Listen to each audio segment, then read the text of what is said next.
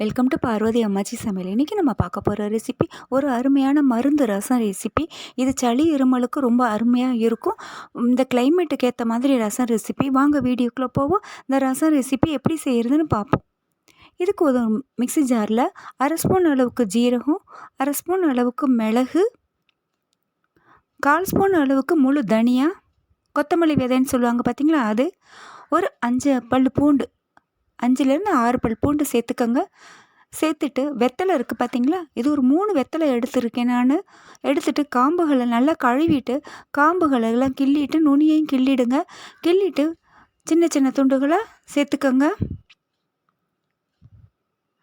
சேர்த்துட்டு பல்ஸ் மோட்டில் விட்டு கொரன்னு அரைச்சிக்கோங்க. வெத்தலை தான் நமக்கு அவ்வளோ உடலுக்கு ஆரோக்கியமானது. இதில் நல்ல சத்துக்கள் நிறைஞ்சது. சளி இருமலுக்கு ரொம்ப நல்லது. இந்த மாதிரி கொரன்னு அரைச்சி எடுத்து தனியாக வச்சுக்கோங்க. ஒரு கடாயை காய வச்சுட்டு ஒரு 1/2 ஸ்பூன் அளவுக்கு எண்ணெய் சேர்த்துக்கோங்க. உங்களுக்கு எண்ணெய் வேணாட்டி நீங்கள் நெய் கூட சேர்த்துக்கலாம். 1/4 ஸ்பூன் அளவுக்கு கடுகு, 1/4 ஸ்பூன் அளவுக்கு வெந்தயம், ஒரு வத்தலை கிள்ளி சேர்த்துக்கோங்க. சேர்த்துட்டு கொஞ்சோண்டு கருவேப்பிலை இலைகளையும் சேர்த்துக்கோங்க.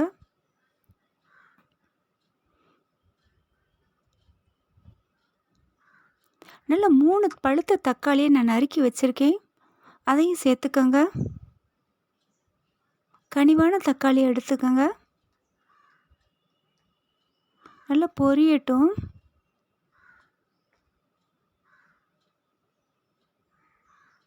அதையும் சேர்த்து நல்லா வதக்கி விடுங்க.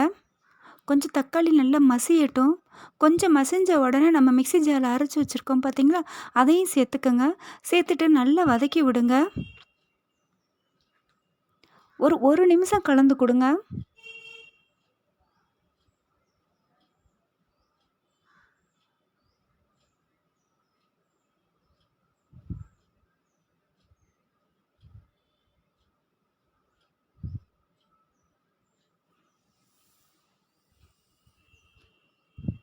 ஒரு நிமிஷம் நல்லா கலந்து கொடுத்துட்டு மிக்ஸி ஜார்லேயே கொஞ்சம் ஒட்டி இருக்கும் பார்த்தீங்களா, அதையும் நல்லா அலசி தண்ணியை ஊற்றிடுங்க.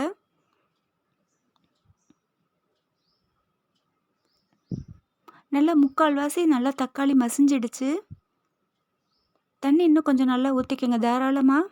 நம்ம ரசம் எவ்வளோ வைக்கணுமோ அந்தளவுக்கு ஊற்றிக்கோங்க. ஒரு 2 டம்ளர் தண்ணி ஊற்றிக்கோங்க. இதில் ஒரு 1/4லேருந்து 1/2 ஸ்பூன் அளவுக்கு உப்பு சேர்த்துக்கோங்க. கொஞ்சோண்டு கருவேப்பிலை இலைகளை சேர்த்துக்கோங்க. கருவேப்பிலை இலை, மல்லி இலைகளை சேர்த்துக்கோங்க. சேர்த்துட்டு ஒரு 2 பிஞ்சு அளவுக்கு பெருங்காயம் சேர்த்துக்கோங்க.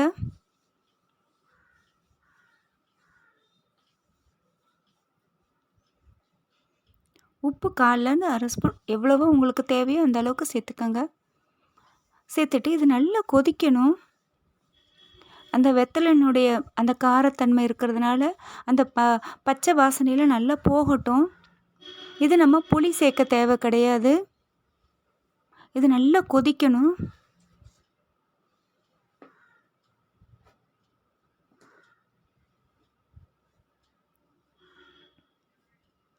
இது சளி இருமலுக்கு அருமையான ரசம். நல்லா இது பார்த்திங்களா, நல்லா ஒரு 2 நிமிஷம் நல்லா கொதிச்சிருச்சு. கொதித்த உடனே 2 ஸ்பூன் அளவுக்கு லெமன் ஜூஸ் அடுப்பை ஆஃப் பண்ணிடுங்க. அடுப்பை ஆஃப் பண்ணிவிட்டு 2 ஸ்பூன் அளவுக்கு எலுமிச்சம்பழச்சாறை ஊற்றி இறக்கிடுங்க. அவ்வளோதான், அருமையான ஹெல்த்தியான ரசம் ரெடி ஆகிடுச்சு. இது சளி இருமலுக்கு அவ்வளவு நல்லது. வாரத்துக்கு 2 முறையாவது எடுத்துக்கோங்க. இந்த கிளைமேட்டுக்கு ஏற்றது மாதிரியான ரசம் கண்டிப்பாக வீட்டில் ட்ரை பண்ணி பாருங்கள்.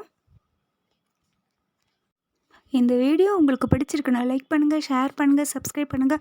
மறக்காமல் பெல் ஐக்கானை கிளிக் பண்ணுங்கள். தேங்க்யூ.